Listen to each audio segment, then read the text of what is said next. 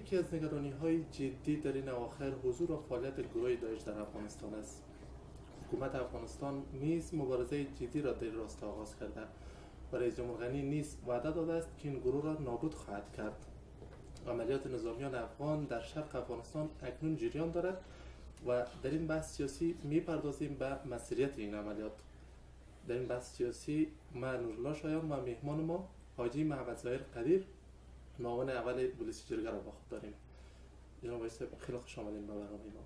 تشکر، زنده باشین. آقای صاحب، عملیاتی که فعلا بر ضد داعش در ننگرهار آغاز شده چقدر مسئولیت داشته و آیا این پاسخگوی فعالیت‌های داعش در ننگرهار است یا خیر؟ عملیات آغاز شد بعد از رفتن رئیس جمهوری افغانستان دکتر اشرف غنی.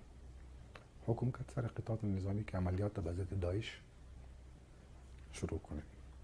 در این شک نیست عملیات هم شروع شد و بعضی جایایی که در دست داعش بود، مثلا در ولسوالی کوٹ و بعضی مناطق در ولسوالی اچین شینوار و در عین زمان در ولسوالی دیبالا هم عملیات صورت گرفت، جایا را هم گرفتن.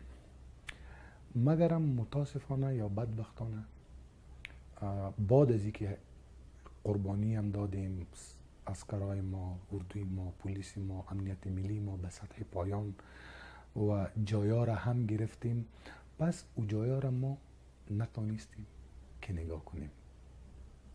این دلالت به این میکنه که ما به این عملیات آمدگی هر بخشی را نداشتیم، یعنی در همگی بخشا برش آمدگی نداشتیم. تو معلوم میشه که تنها به عملیات پروگرام داشتیم که جای بگیریم، گرچه عملیات های نظامی از خود اصول داره.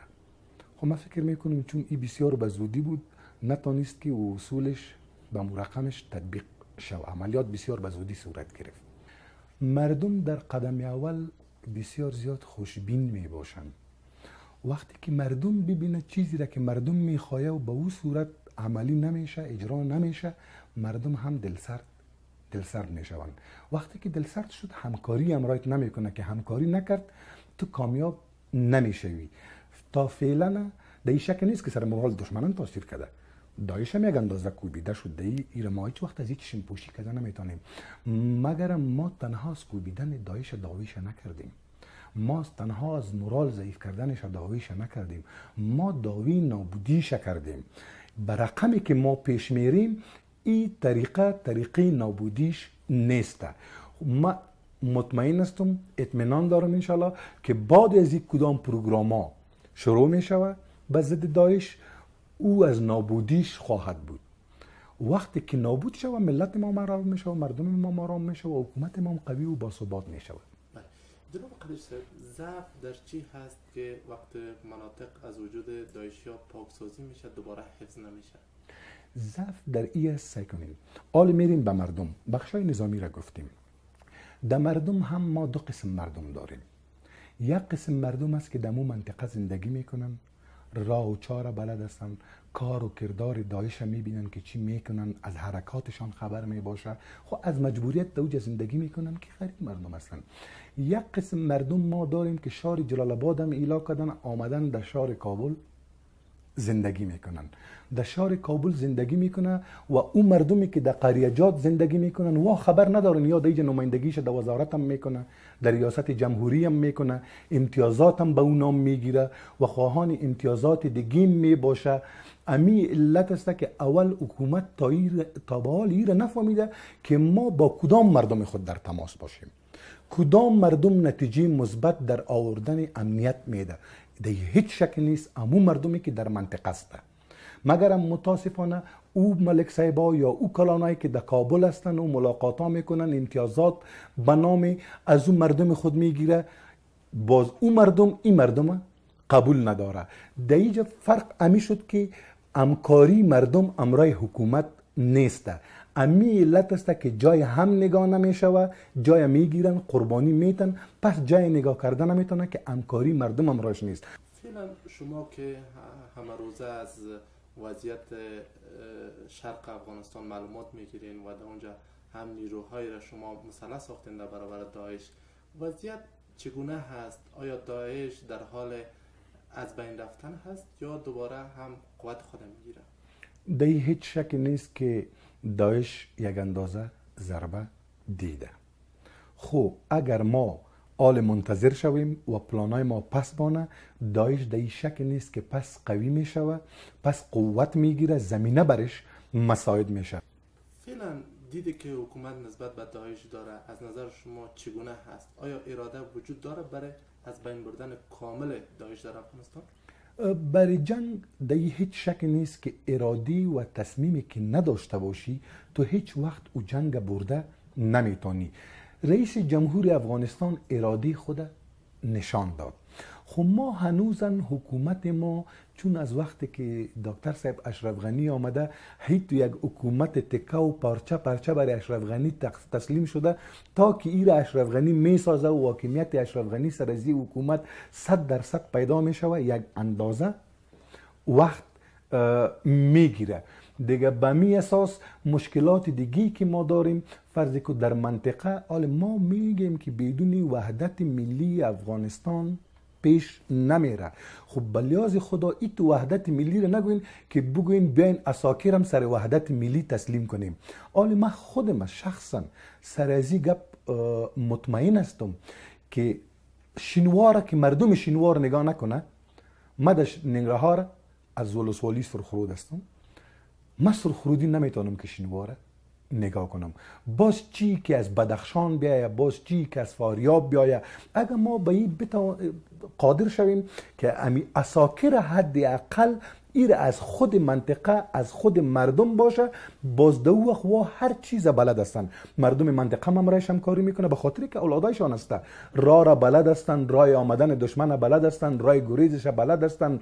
یعنی همه جانبه همکاری ها امرای از وا صورت میگیره به خاطر که مردم منطقه و مردم محل است. در این وقت موافقت ما باز بیشتر میشه و در عین زمان حکومت و دولت و مردم که کدام فاصله در بینشان از علت نه هماهنگی از این مسائل پیدا شده او هم دور میشه و نزدیک میشه و یک قوت دیگه هم فیصدی قوت زیاد میشه. چند از شما همیشه یک انتقاد می بوده که شما خیزش های مردمی و مردم مسلح سازی کردین. شما حالا دید مثبت دارین به مسلح سازی مردم؟ ما مسلح سازی مردم دیدی که خلاف قانون باشه، خلاف اصول باشه، او جدید ما مثبت نه که کاملا مخالف است که در چارچوب اصول باشه، در چارچوب قانون باشه، در سیستم باشه. بله من موافق هستم خیزش های مردمی در چارچوب دولتی است، در چارچوب حکومتی است. یاشیشان به او یاشی نمیته که مشکلشان حل شه خو یک اندازه با مو اصطلاح افغانی ما شما تایرش میچرخه دیگه، در سیستم اصلیش قید باشه، موجودی داشته باشه، هر چیزش هیچ مشکل نداره، همکار داره. یک او که یاغی و باغی باشی و سلاح سر خود بگیری و مردم مسلح باشه، جوابگوی نباشه، مخالفی از اون رقم اصلی هست. جناب خیزش صاحب شما چی تعداد مردم هم مسلح ساختین در شهر؟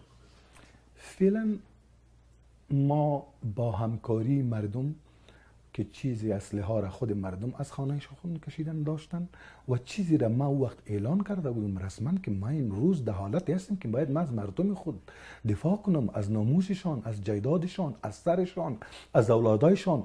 یک در حدود یک 200 میل ما خودم سر پول خود برشان خریدیم، سر پول خود، و در حدود یک 700-7.5 میل مردم از خانه های خود کشید که جمله 1000 میل می شود و او همگی فعلا در چارچوب حکومت، در ریاست امنیت ملی، در وزارت داخله و وزارت دفاع ثبت است و از همون طریق سوق اداره می شوند. این سلاحی را که شما هم یادآوری کردین میشه بگوین که از کجا شما خریداری کردین؟ او برادری بسیار گپ یادی است و آسان است.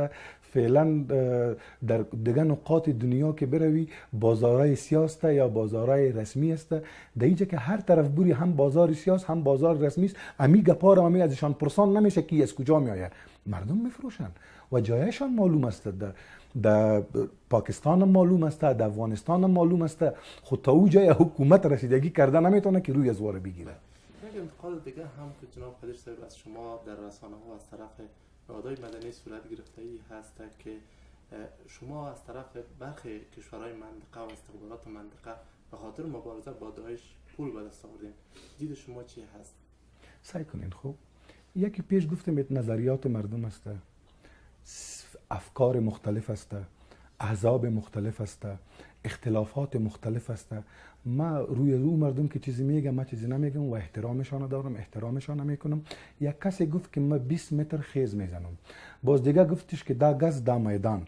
هر کس کی ادعا را سر ما میکنه یا اتهام بیا ثابت کنه، اگر نه طلا که پاک است چی منت سر خاک است. و جزایر سر افغانای خود و سر خود برای کسی خم نکرده و نخواهد کرد. شما که هم یکی از مبارزین اصلی در برابر داعش هستین، یافته های شما و معلوماتی که در دست دارین چی هست؟ آیا داعش تنها در ننگرهار بسیار قوی هست یا در دیگر ولایت افغانستان نیز قوی شده؟ داعش فعلا حضور علنیش در ننگرهار است که جنگ میکنه در میدان جنگ. دیگه داعش در کار رقم زیرزمینی کردن بسیار زیاد در کنر هستن، در نورستان هستن، به بدخشان رسیدن، در تخارم پیدا می شود، در قندوز. یعنی حتی خدا او روز نبیاره. خب برنامه و پلانی تو است که در همه ولایات شمال افغانستان، در جنوب افغانستان، در این و در شرق افغانستان در اینجا نفوذشان زیاد باشه و چون امکانات اقتصادیشان هم زیاد است، امکانات مالیشان دیگه در کار بسیار زیاد کردن، نفوذشان در دیگه ولایات است. البته تا به حال ایرا برشان برنامه داده نشده که در دیگه ولایات هم اشکار شوی و جنگ شروع کنین. خب بودن هستن. تشکر شما هم فرصت دادین برای ما. سلامت باشید.